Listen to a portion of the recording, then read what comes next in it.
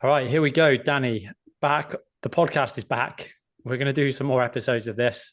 I think it's super useful for people. My first podcast was maybe 6 or 7 years ago, and it's still out there on Spotify and Apple. And every week I just get a little notification of podcasts that have been listened to, and they still get listened to. People, say stuff to me every now and again and say that they found stuff useful. So got a little bit more time now. Obviously, I've got yourself, we've got Asher on, Patrick on as well, and we can kind of freestyle and just tell our thoughts and things like that. So, welcome back to the show, Danny. Thanks for having us. Good to be back. Before we go in, because it is Coffee with Joffy podcast, and I am drinking the project, not that you can see that because you're listening to it, El Placa Uh-huh. Farms. Taste notes: orange jam, mango, bubblegum, banana, grapefruit, caramel, chocolate, juicy and vibrant. Origin is Colombia. And I posted about it yesterday. It's unbelievable. It's such good tasting coffee. You a coffee drinker, Danny?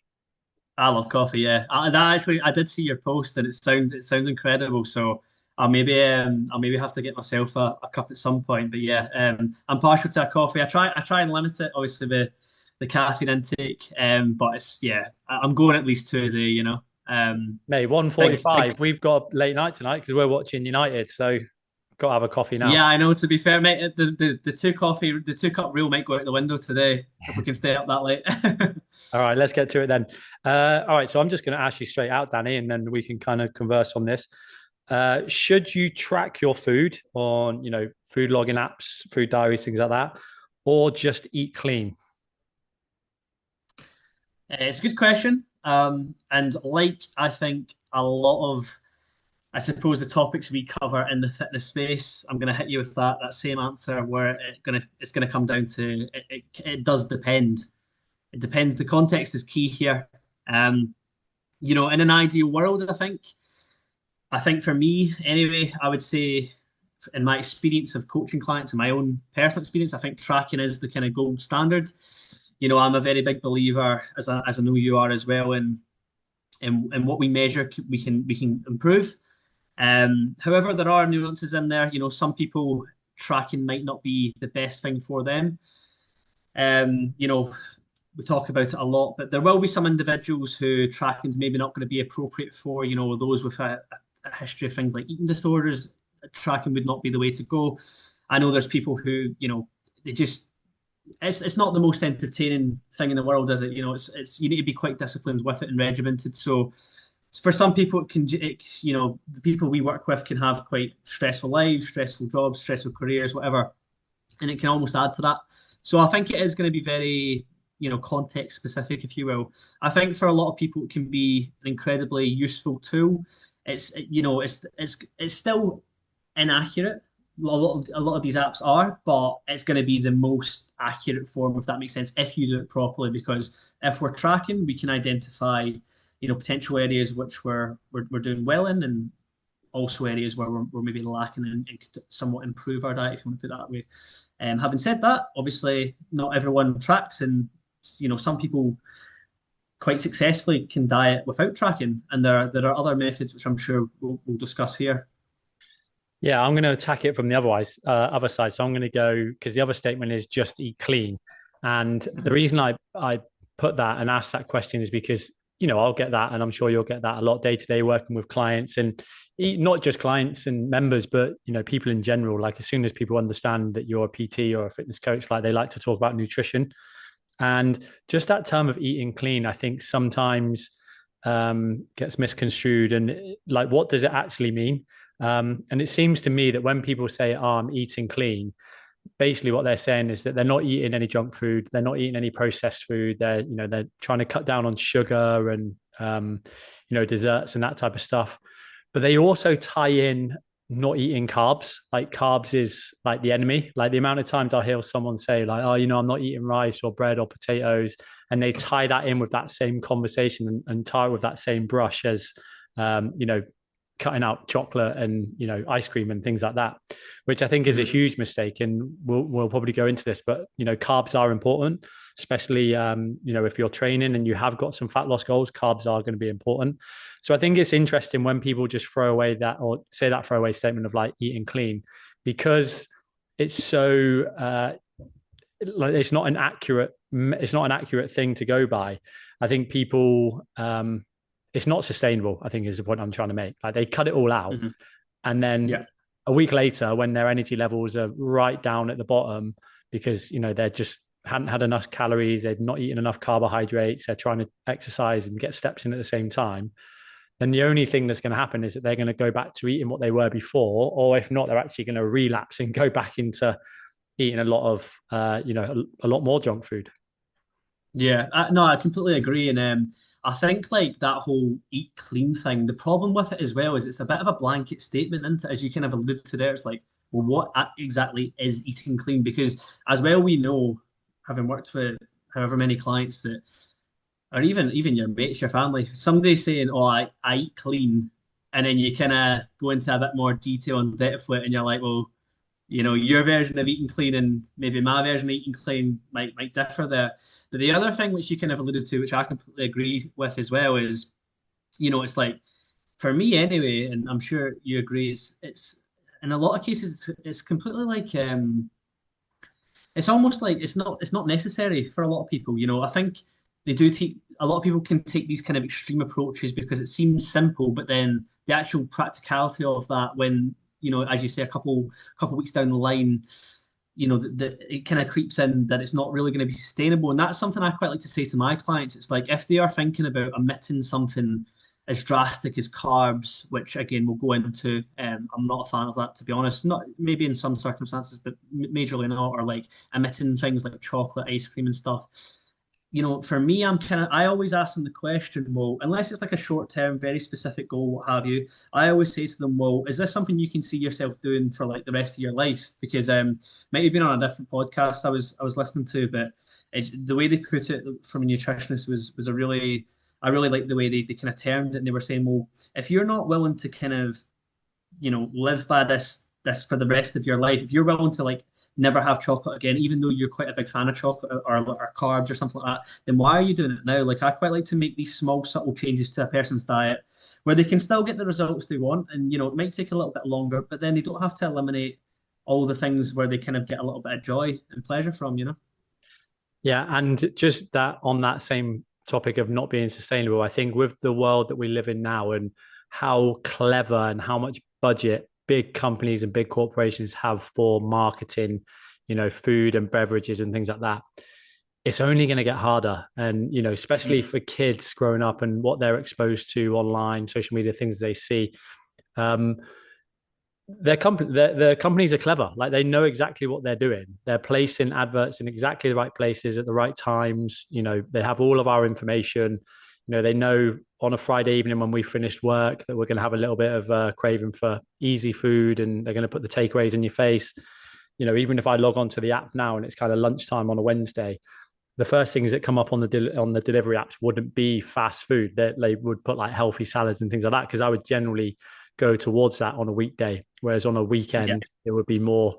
So they know, like they're very clever, and it's only going to get harder. So if we're not getting things dialed in now and really starting to try and understand, and we're just making blanket statements, I eat clean. Like I think it's always going to be a one-way street to not improving the diet. So, but just going back to the food logging then. So yeah, I agree. Food logging is a great tool. I've used it myself, and I use it with a lot of members over a long time now.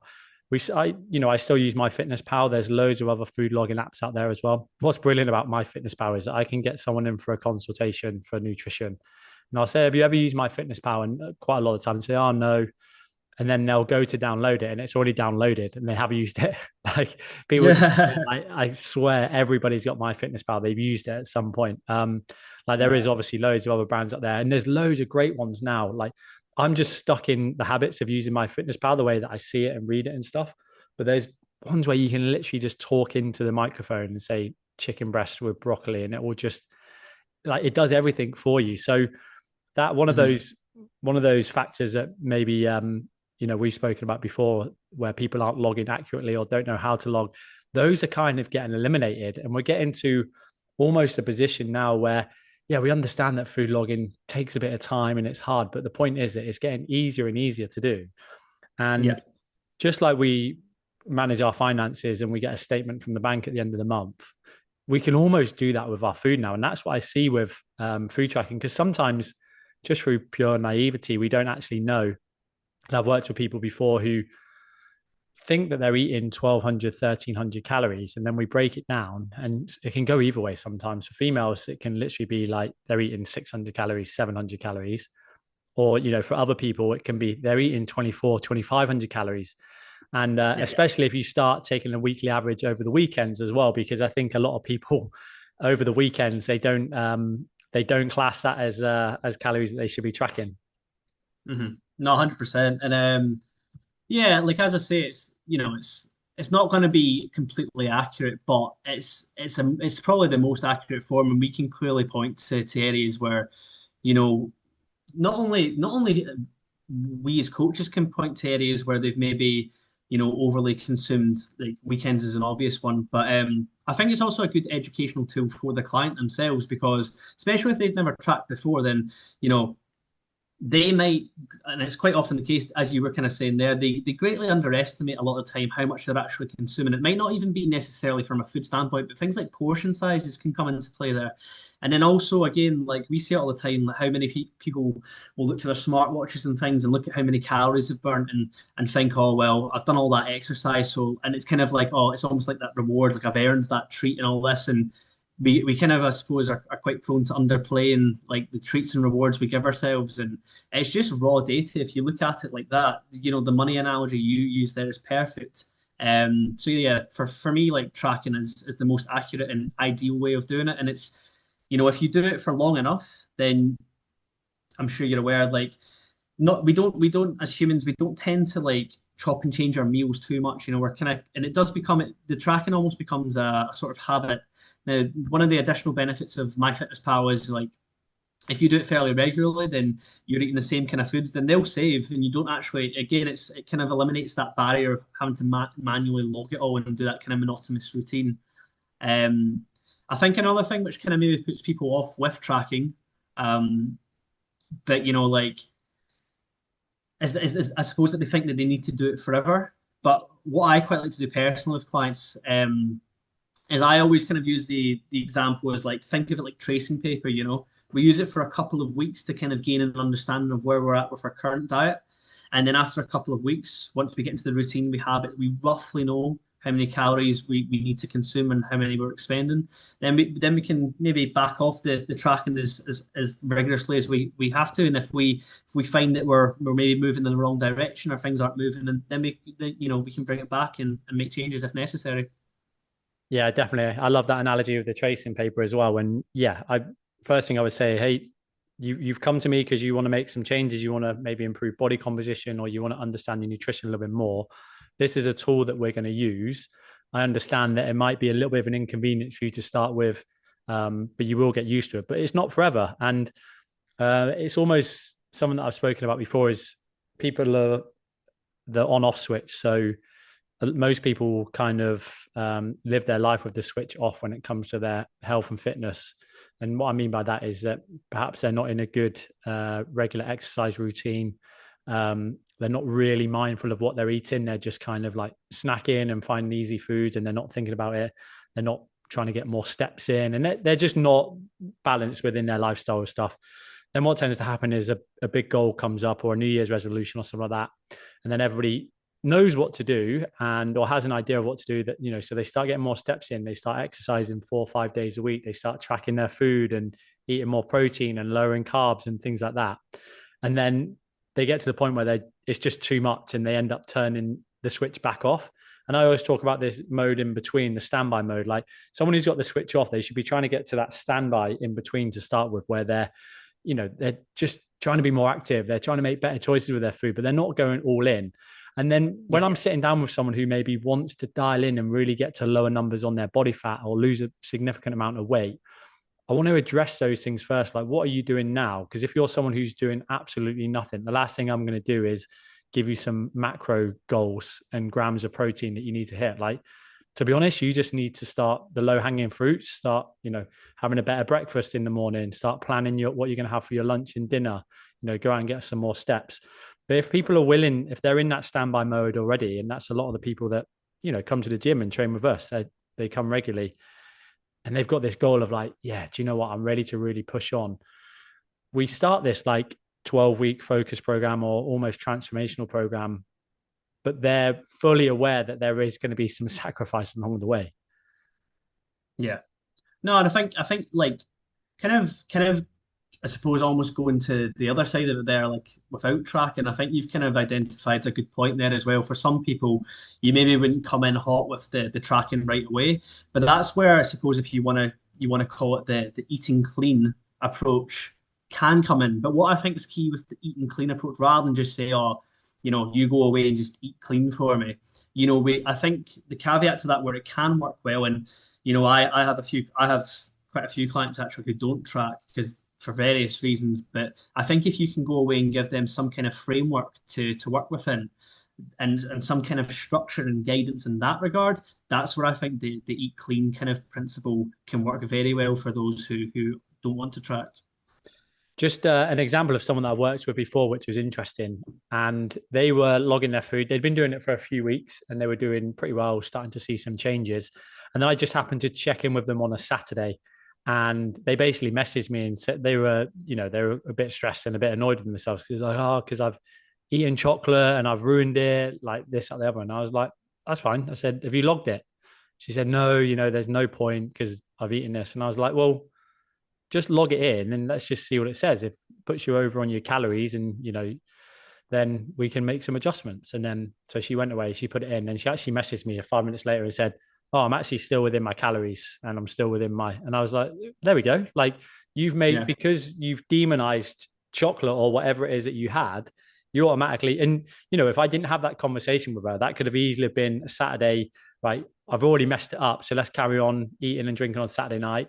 Sunday, we'll go out and do whatever, and then we'll start again Monday. But we managed to dial it in then, and she was like, oh, okay, yeah, I'll just carry on because it fit within the calories. But some of the just for anybody that is maybe thinking about logging, I just wanted to go through some of the maybe mistakes that people make. And if you have any as well to add to this. So the first one I've got is just setting unrealistic calorie and macro targets. I think Yeah. sounds like a bit of a cheat now, but you can literally use Chat GPT, or there is things in MyFitnessPal and calculators online, free calculators that you can use.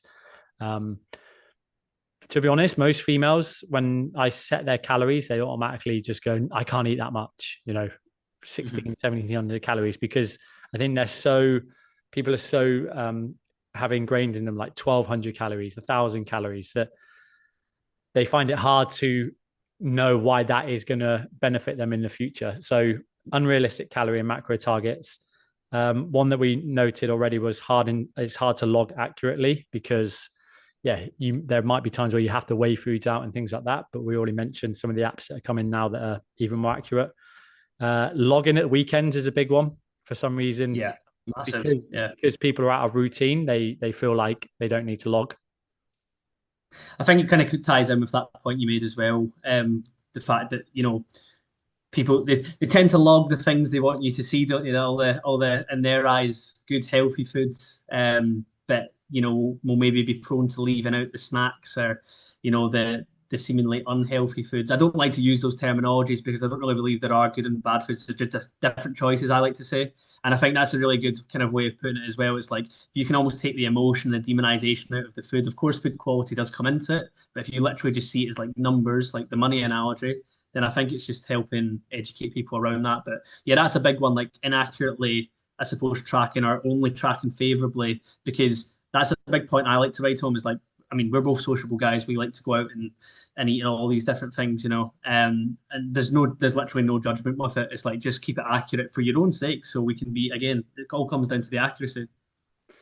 Yeah, quite a lot of the time, I only look at the numbers when I'm looking at clients, MyFitnessPal. I don't tend to look too much. Sometimes, and as we get deeper into the program, I'll start to look at more of what they're eating, just from a quality standpoint. But in the beginning, it's all numbers. So, if Mhm. someone's eating a bag of peanut M&Ms or something like that, and they feel embarrassed to log it, I'd rather they just log it and they don't need to have the embarrassment of me seeing that. I'll just see the numbers and they can balance it out somewhere else. So sometimes that's helpful.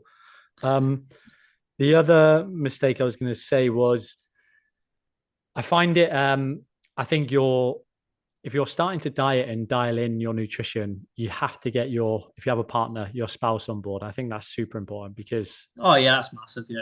I think like you can be so influenced by that person. You can be like so good all week, and it can be, oh, should we go out for pizza or get a takeaway or do something like that. So having those conversations before is super helpful. And then the other side of that is don't make a big deal out of tracking your food. So if you're in social occasions with friends, because what I've found happens then is that everybody is a nutritionist then, and everyone wants to give their 2 cents worth.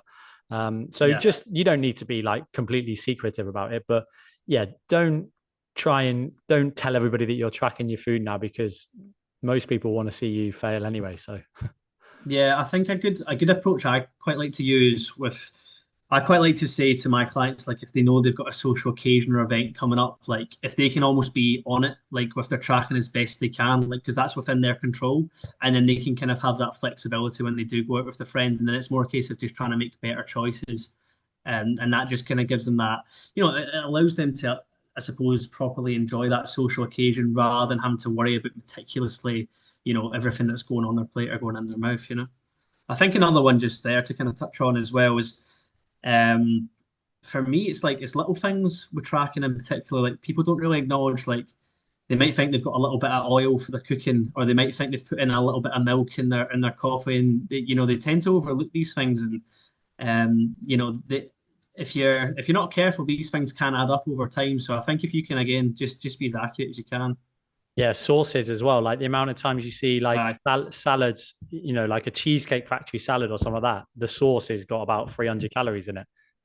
yeah, Uh, exactly. Yeah. just last one there, mate, because I want to keep it shorter. But something that I've heard you speak about before is how do you find food logging and tracking apps and things like that? How do they associate with like eating disorders and things like that? Pros and cons of food logging and stuff. I think, I mean, to be honest with you, like I've just any client who's come to me and they've had a history of eating disorders and thing, I'm always very careful around the topic, and I don't even push tracking with them. I just use a different alternative. So I'll give them. That's where I'll kind of, as I'll elaborate on what I was saying earlier, kind of go into more of a framework with them, because I just know that it's going to cause them more stress and angst than it's worth, and it's not going to be great for them. But there are other ways we can do that, and that's more where I would maybe turn to things like just simple things like planning out your meals for the day, like plan, like if you're going to have three main meals, have a major protein source in there if you can. Making sure you're getting plenty of fiber, plenty of fruit and veg, making your plate nice and colorful.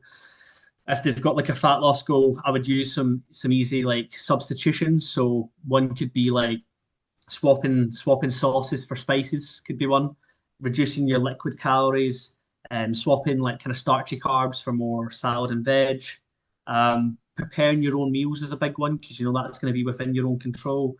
And then a really good one, again, swapping cooking oil for like cooking sprays, just little like easy hacks like that. I'll also maybe with a client, you do a sort of like food diary slash food recall kind of thing. So that would typically look like maybe they'll do like 3 days in the week, maybe two weekdays and one weekend. They'll literally just list down what they've had that day.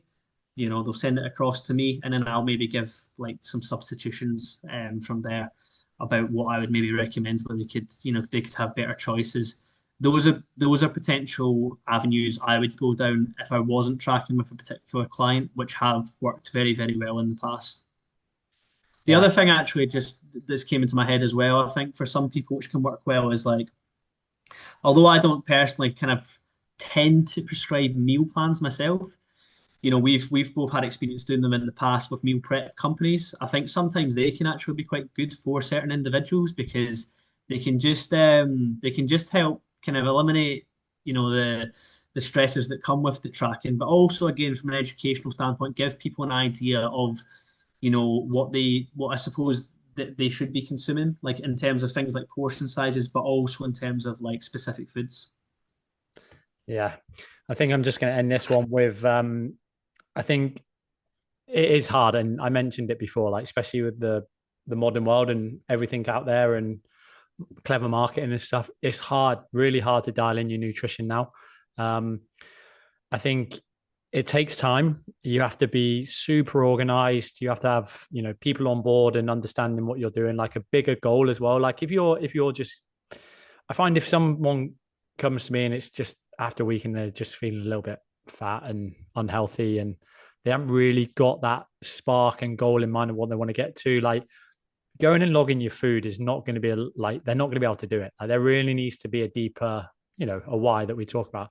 There really needs to be that. So it's just understanding why you're doing it and how important that goal is for you, and then just understanding that it's not easy.